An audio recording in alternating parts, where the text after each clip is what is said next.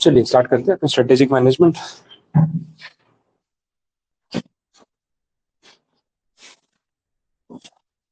चलिए स्टार्ट करते हैं स्ट्रेटेजिक मैनेजमेंट। चैप्टर नंबर 2 देख रहे थे कल, वो कंटिन्यू कर रहे हैं। चैप्टर नंबर 2 देख रहे थे कल, वो कंटिन्यू कर रहे हैं।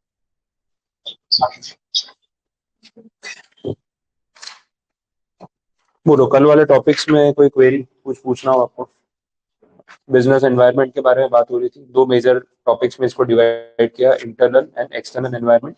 अच्छा, एक्सटर्नल वाले में दो फर्दर बाइफर्केशन, एक माइक्रो और दूसरा मैक्रो। इंटरनल एनवायरनमेंट मतलब with in the business, with in the entity, जो भी चीजें हम फेस कर रहे हैं, जो आज वो टॉपिक डिटेल में डिस्कस करेंगे भी। एक्सटर्नल एनवायरनमेंट में माइक्रो का मतलब जो हमसे डायरेक्टली जुड़े हुए हैं लेकिन हमारी कंपनी का हिस्सा नहीं है। इसमें अपने कस्टमर्स हो गए, सप्लायर्स हो गए, जो पोटेंशियल कस्टमर्स या पब्लिक है वो भी कहीं ना कहीं जुड़ी हुई है, वैसा है। तो ये सब माइक्रो एनवायरनमेंट का हिस्सा है। मार्केटिंग इंटरमीडियरीज जो सबसे इंपॉर्टेंट है, जिसमें आपके ये मर्चेंट बैंकर्स या पेमेंट बैंकर्स आ गए, लॉजिस्टिक पार्टनर आ गए, आपकी डिजिटल मीडिया टीम आ गई जो मार्केटिंग कर रही है, ये सब लोग इसमें कवर होते हैं, जिनके बिना शायद आपका बिजनेस इनकम्प्लीट रह जाएगा, और वो आउटसाइडर एंटिटी है जिनके साथ आप मिलकर काम कर रहे हो। तो ये सब माइक्रो में आ रहे थे। मैक्रो वाले में वो इश्यूज जो सबको इम्पैक्ट करते हैं, सिर्फ आपके अकेले की कंपनी का मैटर नहीं है। डेमोग्राफिक इश्यूज हो सकते हैं, पॉलिटिकल लीगल एनवायरनमेंट हो सकता है, इकोनॉमिकल एनवायरनमेंट हो सकता है। इसका इम्पैक्ट पूरे वर्ल्ड पे या पूरी इंडस्ट्री पे होने वाली ये कंडीशंस थी। इसके साथ हमने पॉर्टर के 5 फोर्सेस मॉडल पे बात की थी। तो 5 पॉइंट्स थे उसमें। माइकल पॉर्टर जो है हार्वर्ड बिजनेस स्कूल के प्रोफेसर है या रह चुके हैं। वहाँ पे एडमिशन मिलना बड़ी बात होती है, तो वहाँ पे प्रोफेसर थे, तो ऑब्वियसली उनका रिसर्च होगा इस चीज में। तो 1979 में उन्होंने 5 फोर्सेस मॉडल जो है वो पूरे वर्ल्ड में इशू किया। एंड ही सेड के ये 5 फैक्टर्स का इम्पैक्ट किसी भी बिजनेस पे पड़ता है, और ये आज 50 ईयर्स पुराना कंसेप्ट होने के बाद भी रेलेवेंट है। तो तब जो उन्होंने इम्प्लीमेंट किया है, जो डिफाइन किया, वो रेलेवेंस आज भी आपको हर बिजनेस में दिख रही है। तो 5 पॉइंट्स में क्या क्या था एक बार रिकॉल कर लेते हैं।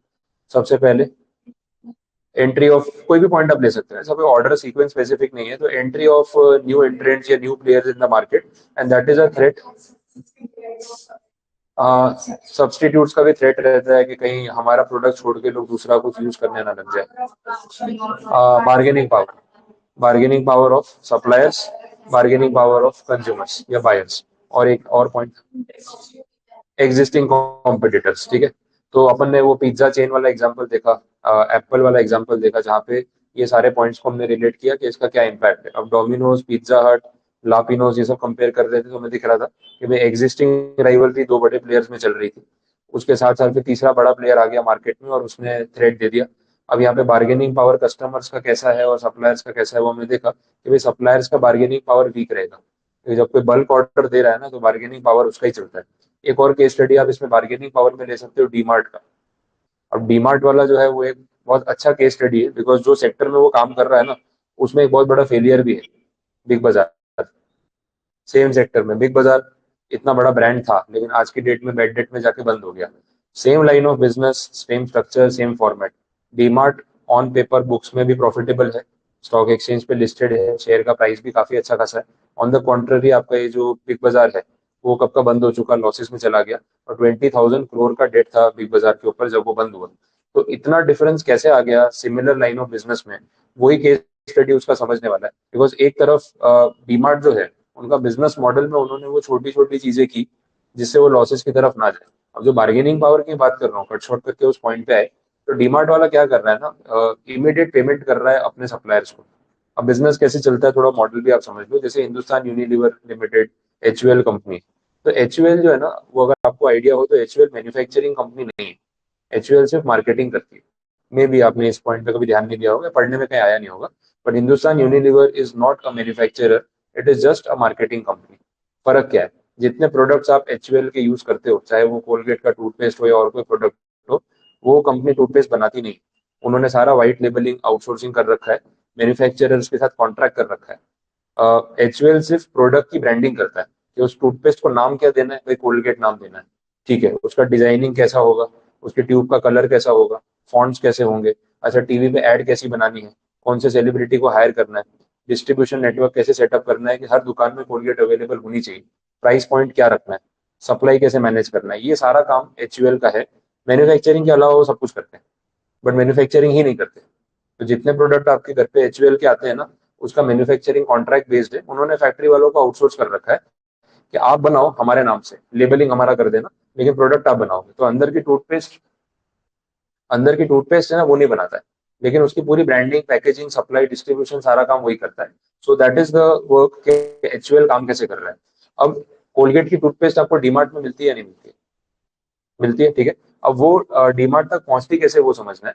एचयूएल वाला भी डायरेक्ट डीमार्ट वाले से डील नहीं करता, क्योंकि देखो नेशनल लेवल पे वो लोग काम कर रहे हैं। अच्छा, और एक आयरॉनिक बात ये है कि हिंदुस्तान यूनिलीवर लिमिटेड नाम है, लेकिन कंपनी इंडियन नहीं है। ये भी नाम सुन के आपको ऐसे भ्रम होता होगा कि यार ये तो इंडियन कंपनी, हिंदुस्तान आ गया ना, सारे प्रोडक्ट कोलगेट का टूथपेस्ट यूज करेंगे या तो फिर पतंजलि का यूज करेंगे, तो थोड़ा वो अपना पेट्रियोटिज्म भी आ जाएगा बीच में, वैसा है। अब हिंदुस्तान यूनिलीवर जो नाम है, कंपनी यूनिलीवर लिमिटेड है, और ये कंपनी पूरे वर्ल्ड में है, इट इज एन एमएनसी। तो उन्होंने क्या इंडिया में जो अपनी सब्सिडरी स्टार्ट की ना, उसका नाम रख दिया हिंदुस्तान यूनिलीवर। तो जिस कंट्री में जाते हैं ना, आगे उसका नाम लगा देते हैं। स्कीम समझ आई? मार्केटिंग है भाई, बेचना आना चाहिए। देखो नाम से पता चल रहा है कि बेचने में अच्छे हैं। आप हिंदुस्तान सुन के इंडिया भी नहीं लिखा है, हिंदुस्तान लिखा है। और ज्यादा ऐसा नेशनलिज्म आ रहा है कि भाई हिंदी नाम, हिंदी वर्ड यूज कर लिया। तो वैसे वो लोग कर रहे हैं। तो यूनिलीवर ग्रुप जो है वो इंडिया का नहीं है, और वो पूरे वर्ल्ड में बिजनेस कर रहा है। अब ये लोग क्या करते हैं ना, स्टेट वाइज अपने डिस्ट्रीब्यूटर्स या सुपर स्टॉकिस्ट बोलते हैं, उनको अपॉइंट कर देते हैं। तो पूरे गुजरात में हिंदुस्तान यूनिलीवर का जो स्टॉक प्रोवाइड करना है आगे शॉप ओनर्स को या फिर डीमार्ट वालों को, वो कोई एक कंपनी या एजेंसी करती होगी। हिंदुस्तान यूनिलीवर को उससे मतलब नहीं, उन्होंने अपना सामान वो सुपर स्टॉकिस्ट को दे दिया जो बल्क में स्टॉक कर रहा है, और फिर वो आगे सिटी लेवल पे, रूरल लेवल पे, छोटे किराने स्टोर, बड़े स्टोर, सबको सप्लाई कर रहा है। तो डीमार्ट वाला जो है वो एचयूएल से नहीं, उसके सुपर स्टॉकिस्ट से डील करता है। ये पहले तो स्कीम चलती है। अब डीमार्ट वाला क्या बोलता है कि भाई देखो मेरे को ना गुड्स इतनी क्वांटिटी में चाहिए। मेरे पूरे इंडिया में 350 स्टोर्स हैं, गुजरात में सपोज मेरे 50 स्टोर्स हैं, तो पूरे 50 स्टोर का सप्लाई तो आप ही से लूंगा। अब मुझे बताओ रेट क्या लगा के दोगे? अब रेट की बार्गेनिंग होगी तो डीमार्ट वाला क्लियर बोलेगा कि भाई मैं आपको पेमेंट है ना ऑन द स्पॉट भी कर सकता हूँ, और अगर आपको शॉर्ट टर्म में चाहिए तो मैं 7 डेज में पेमेंट कर सकता हूँ। डीमार्ट वाले का पेमेंट साइकिल है 7 डेज का। मतलब आज अगर उसके स्टोर पे माल उतारा, 8वें दिन पैसा आपके अकाउंट में। इस कंडीशन पे वो डील करता है। कॉन्ट्ररी बिग बाजार वाला 90 डेज में पेमेंट करता था। अब डिफरेंस समझ आएगा आपको कि धीरे धीरे क्यों डूब गया वो, क्योंकि जब 90 डेज में आप पेमेंट कर रहे हो तो बेचारा सुपर स्टॉकिस्ट के तो पैसे फंसे हुए, उसकी वर्किंग कैपिटल की आपने रिक्वायरमेंट बढ़ा दी। 90 दिन वो उधार देके आपको बिजनेस करेगा तो उसकी कॉस्टिंग बढ़ जाएगी। डीमार्ट वाला 8वें दिन पैसा दे देगा। 8वें दिन पेमेंट करना is as good as cash. 8 दिन में पेमेंट आ रहा है एज गुड एज कैश, ठीक है। तो डिमार्ट वाला ये क्यों कर पा रहा है? क्योंकि उसके सामने जो उसके पास कस्टमर बेस है ना, वो भी उतना स्ट्रांग है। अब वो क्या कर रहा है ना, सुपर स्टॉकिस्ट के ऊपर प्रेशर बनाता है कि यार मैं इतना बल्क में ले रहा हूँ और ऊपर से 7 दिन में पेमेंट कर रहा हूँ, तो मैं डिस्काउंट अच्छा चाहिए। अब आप सोचो वो सप्लायर डिस्काउंट देगा कि नहीं देगा? देगा यार। वो 90 दिन में पेमेंट आती है, मर मर के 4 बार फोन करना पड़ता है। तुम 8वें दिन अपने आप पैसा भेज देते हो, या तुम अच्छे कस्टमर हो, लेके जाओ, 2% ज्यादा ले जाना, डिस्काउंट चलेगा, कम से कम पैसा तो तुरंत आएगा। तो उसको कैश डिस्काउंट मिल जाता है। अच्छा, वही कैश डिस्काउंट का एक हिस्सा वो कस्टमर को पास ऑन करता है जब आप डीमार्ट में जाते हो, तो आपको सस्ता पड़ता है बिग बाजार के कंपेयर। क्योंकि बिग बाजार वाला आपको उतना डिस्काउंट नहीं दे पा रहा है जितना डीमार्ट वाला दे रहा है। क्यों? उसको पीछे से उतना डिस्काउंट मिल रहा है। तो अपने सप्लायर पे प्रेशर बना के उसका बार्गेनिंग पावर यूज कर रहा है वो, और कस्टमर को बेनिफिट दे रहा है। अब क्योंकि कस्टमर को सस्ता पड़ता है, कस्टमर दूर दूर से आता है डीमार्ट से सामान खरीदने। अच्छा, आपने देखा डीमार्ट का स्टोर ना कभी भी सिटी के बीच में नहीं, ऐसा गोरदो रोड पे, वेसू में, अडाजन पे, ऐसे एकदम प्राइम लोकेशन पे हो। आपको थोड़ा दूर मिलेगा वो, मतलब थोड़ा ट्रैवल करके जाना पड़ेगा, 2-5 किलोमीटर तो जाना ही पड़ेगा। वो उनकी स्ट्रेटेजी का हिस्सा है। मेरे तो अल्तान में घर के एकदम सामने, रोड क्रॉस करते डीमार्ट है, मतलब वो देख के कर लिया मैंने कि चलो सामने ही है, सामान खरीदने का टेंशन कम रहेगा। तो बीच में रील नहीं चल रही थी कि डीमार्ट के पास घर चाहिए, दिला दूंगा, तो मैं सोच रहा था ये मैं ही बोल सकता हूँ कि सामने ही घर है, ठीक है। तो डीमार्ट के एग्जैक्ट सामने ही घर है। अब वहां पे वो लोकेशन अल्थान में उन्होंने जहाँ डीमार्ट सेटअप किया, काफी साल हो गए, 8-10 साल से, तो कम से कम 10 साल से ऊपर हो गए। तब अल्थान एरिया इतना डेवलप नहीं था। जब उसने डीमार्ट वहां स्टार्ट किया तो वेसू का पूरा हाइप था कि भाई सारी पब्लिक वेसू में रह रही है, और अल्थान तक वहां तक उतना रेसिडेंशियल नहीं फैला था। लेकिन अब वो पूरी लेन में भी रेसिडेंशियल हो गया है। तो वो लोग थोड़ा आउटस्कर्ट पे जाते हैं, थोड़ा दूर जाते हैं, उससे उनको फायदा होता है, नुकसान नहीं होता। क्योंकि जब भी कस्टमर उनके पास आता है 5 किलोमीटर, 8 किलोमीटर ट्रैवल करके, तो वो 100-50 का सामान लेने नहीं आएगा, लिस्ट बना के आता है पूरी, है ना, कि भाई ये सारी चीजें खरीदनी है। तो 1500, 2000, 2500, 5000, 8000, 10,000, पूरे महीने का राशन एक ही बार में भर के जाएगा। तो उसका ना टिकट साइज पर कस्टमर बढ़ जाता है। अब क्योंकि वो कस्टमर को डिस्काउंट पास ऑन कर रहा है ज्यादा, तो कस्टमर उसी से खरीदेगा। तो जो सामान शेल्फ पे रखता है फटाफट बिक जाता है।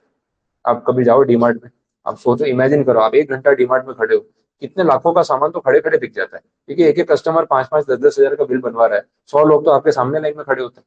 तो उसका एक दिन का टर्नओवर कितना, तो इतना सारा वो सेलिंग कर पा रहा है, तो प्रेशर सप्लायर पे बनाता है कि डिस्काउंट दे, बल्क में खरीद रहा हूँ, कैश पेमेंट कर रहा हूँ तुझे, और सामान जल्दी बिक रहा है, तो हर 7वें दिन पे ऑर्डर भी तो दूंगा, तो भाई फटाफट मुझे गुड्स चाहिए, तो अपने आप वो डिस्काउंट मिलने ही वाला है। तो बार्गेनिंग पावर कितनी बार बायर का भी होता है, और बार्गेनिंग पावर कितनी बार सप्लायर का भी होता है, वैसी चीज। चलो देखते हैं आगे। अब इस चैप्टर में अपना एक इंटरनल एनवायरनमेंट वाला जो आंसर है वही बाकी है, तो उसके पॉइंट्स भी डिस्कस कर लेते हैं। पेज नंबर 30 पे आपको टॉपिक मिलेगा, यहाँ से कंटिन्यू करते हैं, इसमें भी अच्छे पॉइंट्स आएंगे, और रियल कंपनीज के एग्जांपल भी दे रहा हूँ आपको, तो याद भी हो जाएगा क्या चल रहा है। सबसे पहले बोला value system. Again value system का मतलब कि हमारा बिलीफ क्या है, हम कौन से थॉट प्रोसेस पे काम करते हैं, कि भाई पैसा ही सब कुछ नहीं है, हम ये करेंगे ये नहीं करेंगे, उस टाइप का जो बिलीफ होता है वैसा वैल्यू सिस्टम में। टाटा का एग्जांपल तो आना ही था, जो अपन कल बात कर रहे थे, जमशेदपुर पूरा सिटी सेटअप किया, तो वहाँ पे टाटा कंपनी जो है, उन्होंने सिर्फ पैसों का नहीं सोचा, उन्होंने ये सोचा कि यार इस तरीके से काम करना, यार पैसा कमा लो, बाकी जिसको जो करना है करे, that is not the good method.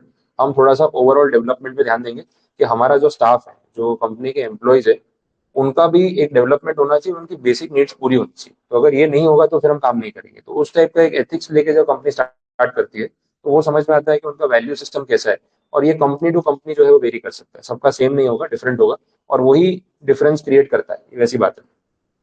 बीच में केस आया था, रतन टाटा का कुछ एग्जाम्पल आ रहा था, तो उनकी कोई टाटा मोटर्स की जो कंपनी है, उनके कोई प्लांट में ना हड़ताल हो गई थी, और सारे वर्कर्स ने काम करना बंद कर दिया था, शायद बंगाल में या कहीं पे प्लांट था, और ऐसा हो गया था कि तोड़फोड़ वाली बात हो गई थी वहां पे, सब वायलेंस शुरू हो गया था, और थोड़ा बहुत वायलेंट हो भी गए थे वर्कर्स, कि भाई पे बढ़ाओ ये वो करके, तो मैटर रतन टाटा तक गया कि भाई ऐसा ऐसा मैटर हो गया, प्लांट रुक गया है, तो पर्सनली वहां पे गए, वर्कर्स के साथ बैठे, उनके साथ बात की, पूरा प्रॉब्लम समझा, क्या करना है क्या नहीं करना है।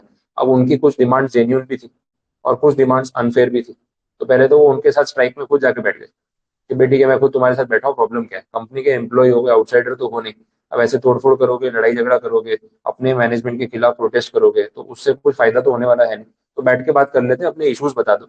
जब इश्यूज बताए, तो जितनी उनकी जेन्युइन प्रॉब्लम्स थी, उसके लिए उन्होंने खुद मैनेजमेंट को डांटा, कि यार तुम लोग कम से कम उतना ध्यान रखो कि एम्प्लॉय की जो नीड्स है वो तो पूरी होनी चाहिए ना, तुम ऐसे अनरीजनेबल होकर उनको सिर्फ मजदूर समझोगे तो कैसे काम करेंगे। तो काफी सारी डिमांड्स उनकी पूरी भी की, और जो अननेसेसरी थी वहाँ उनको भी समझाया। अब जिस तरीके से उन्होंने बिहेव किया और सिचुएशन को हैंडल किया ना, तो वर्कर्स भी कुछ नहीं बोल पाए, फिर उनको लगा कि यार हमारी बेसिक बात तो सारी मान ली, अब जहाँ हम अनरीजनेबल हो रहे हैं पीछे हटना ही पड़ेगा। वो मैटर सॉल्व हुआ, विद इन अ डे और टू वो स्ट्राइक को एंड किया, उसके बाद फटाफट काम शुरू हुआ, और उसके बाद वो एफिशिएंसी उनकी और बढ़ गई, बिकॉज उनको ये दिख रहा है कि वो एक इतना बड़ा लीडर कंपनी का, वो हमारे साथ आके रास्ते में बैठा है स्ट्राइक में, और हमसे बात कर रहा है, हमें प्रॉब्लम सुन रहा है, इमीडिएट सॉल्यूशन ला रहा है, तो कंपनी की जो बेसिक वैल्यूज है वो काफी अच्छी है, तो उससे बहुत ज्यादा फर्क पड़ जाता है वैसे, तो ये सब चीजें हैं। दूसरा एग्जाम्पल थोड़ा आइरोनिक है, इन्फोसिस।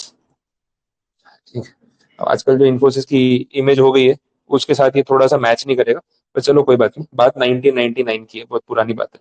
तो बोला इन्फोसिस को ना नेशनल कॉर्पोरेट गवर्नेंस का पहला अवार्ड मिला इंडिया में, और उनका जो हाई वैल्यू सिस्टम है, कॉर्पोरेट कल्चर है, ये सब चीजों के बारे में बात हो रही है, और इसकी वजह से उनको अवार्ड दिया गया। और उन्होंने बोला क्या, to quote one of its reports, our corporate culture, ये उनका स्टेटमेंट था, our corporate culture is to achieve our objectives in environment of fairness, honesty, transparency and courtesy towards our customers, employees, vendors and society at large. इसमें employees word तो इनको amend कर देना चाहिए, ठीक है, क्योंकि एम्प्लॉइज की तरफ तो कोई कर्टसी दिखा नहीं रहे, 70 घंटे हर हफ्ते में काम करने का बोल रहे हैं, तो फिर कर्टसी वाली बात तो खत्म हो गई, फिर तो ऐसा हो गया कि भाई काम करना है तो करना है, वैसी बात है। अब कॉर्पोरेट कल्चर पे बहुत डिबेट होता है, यहाँ पे अगला पॉइंट भी आने वाला है, कि भाई हम वर्क एथिक्स पे बहुत ध्यान देते हैं, we have a good corporate culture, standard रटी रटाई लाइनें हैं। ये सारे कंपनी के मैनेजर जो एमबीए में पढ़ पढ़ के आते हैं ना, वही का वही बोलते हैं। किसी भी एमडी सीईओ का स्टेटमेंट सुनोगे ना, कॉर्पोरेट कल्चर की जो बातें करते हैं ना, वो work life balance, personal life versus private life, ये वो सेम रटा हुआ बोलते हैं, सारे एक ही कॉलेज से पढ़े हुए हैं, सेम स्टाइल में बोलेंगे, आईआईएम में लगता है सबको सेम ही सिखाते हैं, तो वो लोग ऐसे का ऐसे ही बोलते हैं, कोई फर्क नहीं है। लेकिन अगर आप उनके एम्प्लॉय से बात करोगे ना, तो मालूम पड़ेगा कि वर्क कल्चर और ये सब जो है ना, वो कैसा एक्चुअली में चल रहा है। बीच में अभी एक कोई लड़की ने सुसाइड भी अटेम्प्ट किया, सुसाइड किया भी लास्ट एक आध महीने। हाँ ये थी ना, हाँ तो वो कौन सी फॉर्म में थी मेरे को ध्यान में नहीं है, डेलोइट या, हाँ तो कोई ऑडिट फॉर्म में ही थी वो, आई थिंक केपीएमजी या डेलोइट कोई फॉर्म में से थी वो, तो उसमें सुसाइड कर लिया, और काफी यंग थी। हाँ ये ईवाई, हाँ ईवाई थी, हाँ तो ईवाई कंपनी, ईवाई जो फॉर्म है उसमें थी वो। तो सुसाइड अटेम्प्ट कर लिया और काफी यंग एज थी, मतलब 20s में ही थी, तो फ्रेशर ही थी। अब वो वहां पे सब बातें यही आ रही है कि भाई इतना वर्क प्रेशर दे दिया, हैंडल नहीं कर पाई, परेशान हो गई, ऐसे ऐसे करके इतना बड़ा स्टेप ले लिया। तो फिर कंपनी के जो सीनियर्स हैं उन्होंने भी स्टेटमेंट दिया कि यार ऐसा कुछ हमारी तरफ से है नहीं एंड ऑल दैट, पर अब वो डैमेज कंट्रोल वाली बातें हैं। अब एग्जैक्टली क्या था वो इशू, एग्जैक्टली क्लियर होता भी नहीं। फिर कोई सुसाइड अटेम्प्ट कर रहा है तो ओनली फॉर वर्क प्रेशर है या कोई और पर्सनल रीजन भी हो सकता है। बट जो उसका उसकी तरफ से आया इन्फॉर्मेशन, उसमें ये पता चला कि वर्क प्रेशर बहुत था और उस वजह से ये स्टेप ले लिया, उसकी हेल्थ खराब हो गई थी, डिप्रेशन हो गया था एंड ऑल दैट। और ये कहीं ना कहीं थोड़ी बहुत रियलिटी है। कॉर्पोरेट कल्चर में जितनी अच्छी बातें होती है, इंफ्रास्ट्रक्चर जितना अच्छा दिखता है ना, चीजें उतनी अच्छी होती है ना, तो बात ही अलग थी। आप जाओगे तो आपको लगेगा क्या बढ़िया फर्नीचर है, अच्छी चेयर्स है, एसी लगे हुए, लाइटिंग है, चाय कॉफी खाना पीना गेम जोन सब बना रखा है, सब कुछ है। लेकिन जो वर्क एनवायरनमेंट है ना, वो हर जगह उतना अच्छा हो, ये इसकी कोई श्योरिटी नहीं है वैसे। तो बोला यहाँ पे इन्फोसिस की बात की कि भाई वैल्यू सिस्टम के ऊपर फोकस करना है। फिर बोला mission and objectives. Mission and objective का मतलब कंपनी अचीव क्या करना चाहती है। एक होता है विजन, एक होता है मिशन, ये सब टर्म्स आते हैं। विजन मतलब लॉन्ग टर्म, 5 साल 10 साल 15 साल में हम कहाँ पहुंचना चाहते हैं। मिशन का मतलब है शॉर्ट टर्म और मीडियम टर्म में हमारे क्या टारगेट्स हैं। तो वो आपका इंटरनल एनवायरनमेंट है, आप क्या सोचना चाहते हो, कहाँ पहुंचना चाहते हो, आपकी कंपनी की मर्जी। And that can very from 1 to 1, वैसा हो जाएगा। उसके बाद आ रहा है ऑर्गेनाइजेशन का स्ट्रक्चर। पढ़ा आप लोगों ने इसके बारे में कुछ? ऑर्गेनाइजेशन का स्ट्रक्चर, हायरार्की होती है, वो अपने बिजनेस मैनेजमेंट में पढ़ते थे स्कूल टाइम में। तो ओसी या बीएसटी में कंटेंट आया होगा, वो हायरार्की होती है, top level, middle level, bottom level, तो उसकी बात हो रही। अब ऑर्गेनाइजेशन के स्ट्रक्चर में कितने लोग होंगे, कौन सी पोस्ट होगी, किस पे कौन काम करेगा, ये भी कंपनी टू कंपनी वेरी कर सकता है। तो ये अपने इंटरनल एनवायरनमेंट का हिस्सा है कि भाई हमें मिडिल लेवल पे कौन कौन से डिपार्टमेंट्स बनाने हैं, कितने मैनेजर्स रखने हैं, वो हमारी मर्जी है। तो ये इंटरनल एनवायरनमेंट का एक एग्जाम्पल और बड़ा बेसिक सा पॉइंट, इसमें कोई ऐसा टेक्निकल केस जैसा भी कुछ नहीं है। नेक्स्ट बात हो रही है कॉर्पोरेट कल्चर। अब ये मैंने आपको बोला, बड़ी बड़ी बातें होती है कॉर्पोरेट कल्चर को लेके।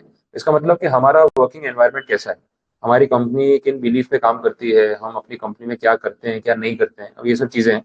अब हर कंपनी का फाउंडर इसके बारे में अच्छा अच्छा बोलता है। बीच में मैं अभी इनका इंटरव्यू सुन रहा था, जोमेटो के फाउंडर जो है दीपिंदर गोयल, जो ये शार्क टैंक में भी आए थे एज अ जज, और उनका ये राज शमानी के साथ पॉडकास्ट था, तो उसमें मैं सुन रहा था, तो उन्होंने काफी सारी बातें कंपनी के उनके सिस्टम के बारे में बताई। तो वेरियस क्वेश्चंस पूछे उनसे कि आप अपनी टीम कैसे सिलेक्ट करते हो, नए रिक्रूट करने हो तो कैसे होते हैं, आप लोग की जो टॉप लेवल की जो कमिटी या कोर टीम है उसमें कितने मेंबर्स हैं, पुराने हैं नए हैं, क्या नहीं। तो वो बता रहे थे, तो बोले हम लोग रिक्रूटमेंट के टाइम पे बहुत ज्यादा बड़ी टीम बनाने मानते नहीं। बोले हम बहुत कम लोग हैं और स्टार्टिंग से जो जुड़े हुए हैं, बहुत धीरे धीरे करके, बोले मैंने मेरी कोर टीम में मेंबर्स को सिलेक्ट किया, बिकॉज मैं सिर्फ वो मेरिट के बेस पे या वर्क प्रोफाइल के बेस पे सिलेक्ट नहीं कर रहा हूँ, मैं बाकी चीजें भी देखता हूँ। तो बोले वो बंदा, हम जिस आइडियोलॉजी से चल रहे हैं, ये वो काम करने का तरीका होता है ना कि भाई ये चीज मैच होगी या नहीं होगी, तो वैसा हो गया। तो बोले वो बहुत सारे पैरामीटर चेक करने के बाद अगर लगता है कि यार ये बंदा हमारे वर्क कल्चर में या सिस्टम में सेट होगा और हमें इसके यहाँ काम करने में मजा आएगा, इसको हमारे साथ काम करने में मजा आएगा, तो ही रखेंगे। बाकी बोले क्वालिफाइड लोग बहुत हैं, पढ़े लिखे लोगों की कोई कमी है नहीं। बोले ऐसे में रखने जाऊंगा तो बहुत ऑप्शन है, और बोले हमारा अपॉइंट करने का तरीका थोड़ा डिफरेंट है। बोले टीम छोटी रखेंगे और वो लोग जो लॉन्ग टर्म के लिए साथ में काम करने के लिए रेडी है, वो सिर्फ आए, अच्छी सैलरी मिल गई, चले गए, फिर कहीं और सैलरी मिल गई तो वहां शिफ्ट कर लिया, उस टाइप के लोग बोले मुझे नहीं चाहिए। वो उनका स्टेटमेंट था। अभी रिसेंटली 1 महीने पहले तो उन्होंने लॉन्च किया था कि बोले अगर किसी को मेरी कंपनी में जॉब चाहिए तो बोले मेल करो, और बोले पैसे दूंगा नहीं, पैसे चार्ज करूंगा। हाँ ऐसा आया था, बोले 20 लाख रुपीज चार्ज करूंगा। और बोले अगर आपको मेरी कंपनी में मेरी टीम में काम करना है, तो मेरे साथ काम करना है, तो मैं उसकी सैलरी नहीं दूंगा, मैं पैसे चार्ज करूंगा, ऐसा उन्होंने और सीरियसली अनाउंस किया था। ट्विटर पे और सब जगह पोस्ट किया था। And after that he said कि बोले मुझे बहुत सारे एप्लीकेशंस आए जो सीरियसली काम करने को रेडी थे। बोले मैंने कोई मजाक तो किया नहीं था, मैं तो बोला था मैं चार्ज करूंगा और आप मेरे साथ काम कर सकते हो। बोले काफी लोगों ने विदाउट पे काम करने के लिए भी रेज्यूमे भेजा। बोले मैं वही देखना चाहता था कि लोग सिर्फ पैसों के पीछे भाग रहे हैं या कुछ सीखने की इच्छा है किसी की। अब बोले मेरे एक्सपीरियंस से कोई सीखना चाहता है और वो बिना पैसों के भी काम करने को रेडी है, और उल्टा अगर मैं मांगू तो पैसा देने के लिए भी रेडी है। तो इस टाइप का इंटेंशन ही शो करता है कि आगे बढ़ने वाली साइकोलॉजी कैसी है और सिर्फ मनी मिनट लोग कैसे हैं। तो बोले मुझे इसे देखना था और उस बेसिस पे मैंने अनाउंस किया। बोले हजारों में एप्लीकेशन आए, जो लोग रेडी थे, अच्छे खासे पढ़े लिखे ग्रेजुएट्स, एमबीए रेडी थे मेरे साथ काम करने के लिए, और पे करना पड़े तो भी बोले वी आर इन। बोले आप वो आइडिया वही है कि आप पे करें वो चलेगा, पैसा नहीं मिलेगा चलेगा, लेकिन जो आपसे एक्सपीरियंस मिलेगा, जो लर्निंग मिलेगी, वो आगे कितनी काम आ सकती है ना, दैट इज इनवैल्यूएबल। तो उस टाइप का भी होता है। तो कॉर्पोरेट कल्चर की बातें होती है ना, तो उसमें ये सब चीजें देखी जाती है। फिर वो बोले कि रिक्रूटमेंट का प्रोसेस क्या है। बोले मेरी कंपनी में, बोले मैं कहीं कोई भी स्टाफ अगर रिक्रूट कर रहा हूँ तो it takes like around 6 months 9 months का बोले टाइम लगता है एक बंदे को अपॉइंट करने में। कितनी बार 1 साल भी लग जाता है। तो बोले इतना टाइम क्यों लगता है 1 साल, मतलब इंटरव्यू ले लो, मेरिट देख लो, मार्कशीट चेक कर लो, काम खत्म हो गया ना। तो ये साइड बोले ऐसा प्रोसेस है नहीं। बोले पहले हम लोग उसका प्रोफाइल चेक कर रहे हैं, फिर उसके साथ कॉन्वर्सेशन होती है, टेलीफोनिक हो गई, वीसी हो गया, मिलने बुला लिया, एक बार मिले, 2 बार मिले, अब 2 4 बार मिलते हैं, बातें करते हैं, काफी चीजें डिस्कस होती है, थॉट प्रोसेस समझ आता है। फिर बोले हम डिसीजन लेते हैं कि इसको अपॉइंट करना है कि नहीं करना है, हमारे वर्क एनवायरनमेंट के हिसाब से चलेगा कि नहीं चलेगा। एंड ये बातों में 3 महीने 6 महीने हो जाते हैं, क्योंकि सामने वाला ऑलरेडी कोई जॉब कर रहा है किसी कंपनी में। तो ऐसा तो नहीं जब बुलाऊंगा तब मिलने आ जाएगा। तो वीकेंड्स पे बात हो गई, कभी मिल लिए, कभी लंच पे मिल लिए, बोले ऐसे करके हम लोग कम्युनिकेशन स्टार्ट करते हैं। And it takes time. अच्छा, अगर फिर लग भी रहा है कि इसको अपॉइंट करना है, तो वो दूसरी कंपनी में ऑलरेडी जॉब कर रहा है, तो बोले एक नोटिस पीरियड भी तो होता है। तो वो वहाँ पे रेजिग्नेशन देगा तो 3 महीने का नोटिस पीरियड है, तो बोले वो 3 महीने उसके नोटिस पीरियड में वैसे ही जाने वाले हैं। तो ऐसे करते करते हमारा टोटल कम्युनिकेशन 6 महीने का तो मिनिमम हो जाता है। उसके बाद हम उसको रिक्रूट करते हैं, थोड़ा ट्रेन करते हैं। तो प्रॉपरली बोले मेरी टीम में आते आते ना 1 साल पूरा हो जाता है। तो अगर मैं इतना सिलेक्टिव होकर अगर अपना स्टाफ रिक्रूट कर रहा हूँ, तो ऑब्वियसली वो टाइम कंज्यूमिंग होने वाला है। अब बोले मुझे कोई जल्दी नहीं है, हमारी कोर टीम सेट है, बाकी क्लरिकल स्टाफ है, बोले वो सब तो हम लोग फटाफट रख ही लेते हैं, उसमें कोई इशू नहीं। फिर उसमें पूछा, बोले वो ये जो नोटिफिकेशन भेजते हो, सबसे इंपॉर्टेंट पॉइंट तो वही है, ठीक है, क्योंकि दे आर द पायनियर्स। उन्होंने स्टार्ट किया नोटिफिकेशन भेजना, तो कुछ ज्यादा ही पर्सनलाइज हो जाता है ना। कभी कभी लगता है मतलब तू सामने से मैसेज करके चैटिंग ही करना शुरू कर दे वैसे है। खाना वाना खा लिया, दोपहर को मैसेज 4 बजे, बोले खाना खा लिया, चाय पियोगे। ऐसे तो घर के लोग नहीं पूछते चाय पियोगे ना, तुझे याद रहता है 4 बजे चाय पूछना। और चाय का ऑर्डर देने जाओ जोमेटो, पता चलता है कितनी महंगी है। हाँ, तो ऐप खोलते हैं बंद कर दोगे अलग बात है, लेकिन वो ऑफर करते हैं। अब वो उससे पूछा, बोले ये कौन भेजता है, ये नोटिफिकेशन बनाता कौन है। तो बोले सारे जेनजी रखे हम लोगों ने, क्योंकि इनको पता है लेटेस्ट ट्रेंड में चल क्या रहा है। तो जो बोले सोशल मीडिया में चल रहा होता है उसी का कुछ ना कुछ नोटिफिकेशन बना के भेज देते हैं। बोले आप पर्सनली भी कभी भेजते हो क्या। बोले मैं बहुत रेयर काम करता हूँ इस डिपार्टमेंट में, बोले सारे यंगस्टर्स ही रखे हैं, क्योंकि उनको ही पता है कि ट्रेंडिंग क्या है। बट ये उनका काम है, टीम वैसी रखी हुई है जो ये काम अच्छे से कर सके, इसलिए वो इफेक्ट आपको दिखता है, वो रिलेट हो जाता है वैसे। तो ये भी सही है, कॉर्पोरेट कल्चर में ये सब बातें हैं। नेक्स्ट बोला quality of human resource, depend करता है कंपनी टू कंपनी, आपकी टीम कैसी है। वो जियो हॉटस्टार वाला अपन नहीं देख रहे थे, हॉटस्टार के सीईओ को उठा के जियो सिनेमा में ले आया और फिर पूरी कंपनी भी खरीद ली, वैसा हो गया। तो भाई वो जो ह्यूमन रिसोर्स है, उसकी क्वालिटी मैटर करती है कि आपकी कंपनी कहाँ तक ग्रो कर सकती है वैसा। ठीक। लेबर यूनियन, हाँ ये भी एक इंटरनल एनवायरनमेंट का हिस्सा इन्होंने बोल दिया, लेबर यूनियन। इनके साथ बहुत संभाल के रहना पड़ता है। वर्कर्स की यूनियन होती है ना, फिर ये गैंग बना लेते हैं। फिर अगर इनको नाराज कर दिया ना, तो हड़ताल करने में टाइम नहीं लगेगा। इनका एक लीडर तो होता ही है, वो बोलेगा कल से स्ट्राइक, अब कोई काम पे नहीं जाएगा। और जिसको जाना है उसको भी नहीं जाने देंगे, डरा धमका के। बोले तू जा, फिर तेरे को बताते हैं, ग्रुप से अलग हो जाएगा, फिर कोई पूछेगा नहीं कि काम नहीं मिलेगा ये वो। तो जो लीडर बोलेगा अपने को करना है। तो लेबर यूनियन के साथ अच्छे रिलेशन मेंटेन करना बहुत नेसेसरी है। और वो भी हमारे ही एनवायरनमेंट का हिस्सा है, बिकॉज हमारी ही जो वर्कर्स की फोर्स है उसी का एक ग्रुप है, वैसा हो गया, तो आउटसाइडर नहीं। फिजिकल रिसोर्सेज, टेक्नोलॉजिकल कैपेबिलिटीज, वो भी आपकी मशीन्स, प्लांट, ऑटोमेशन, वो सारी चीजें। अभी जो बाकी अमूल और ये सब के प्लांट है, फूड प्रोडक्ट्स में ना बहुत ध्यान रखना पड़ता है, बिकॉज हाइजीन वाला इशू आता है। तो वो देखना पड़ता है कि भाई हाइजीनिक होना चाहिए। अब आइसक्रीम मैन्युफैक्चरर्स हैं, मिल्क जो पैकेजिंग कर रहे हैं, अमूल फमूल ये सब ब्रांड्स हैं, तो मिल्क में पहला डाउट ये होता है हाइजीनिक होगा कि नहीं होगा। तो कंपनी क्लेम करती है कि अनटच्ड है, पैक्ड है और अनटच्ड है, विदाउट ह्यूमन इंटरवेंशन पैकिंग होता है, तो सारा मशीन से काम हो रहा है। उनके फैक्ट्री दिखाते हैं कितनी बार वीडियोस में और सब जगह। तो इतनी क्लेनलीनेस तो अपने घर में भी नहीं होती जितना उनकी फैक्ट्री में होती है। जबकि फैक्ट्री से माइंड में ऐसा आता इमेज आता है कि यार गंदगी तो होगी, बड़ा सोचो यार, दूध पैक करके बेचने वाली कंपनी है, अगर वहां सफाई नहीं होगी तो फिर कैसे होगा। आप वो दूध खरीद रहे हो पैकेट वाला, और उसमें अगर कचरा निकल रहा है, तो आपका तो ट्रस्ट ही खत्म हो जाएगा। तो उनको वो सब चीजों पे ध्यान देना पड़ता है, जितना टेक्नोलॉजी का ज्यादा यूज करेंगे उतना ह्यूमन इंटरवेंशन कम हो जाता है वैसे। ठीक है, तो ये सारे इंटरनल एनवायरनमेंट के पॉइंट आपके यहाँ पे कंप्लीट। अब बोलो कुछ नहीं समझ आया यहाँ पे, कुछ क्वेरी में आता क्लियर। तो चैप्टर नंबर 2 अपना जो है वो पैकअप हो चुका है। चलते हैं चैप्टर नंबर 3 पे, नया टॉपिक स्टार्ट करते हैं। अब ये लाइव सेशन वाला मैं एक बार रीस्टार्ट कर देता हूँ, तो जो वीडियो क्या दो अलग अलग फाइल हो जाएगी तो सही रहेगा। चैप्टर 2 और 3 तो वापस स्टार्ट कर देते हैं इसको।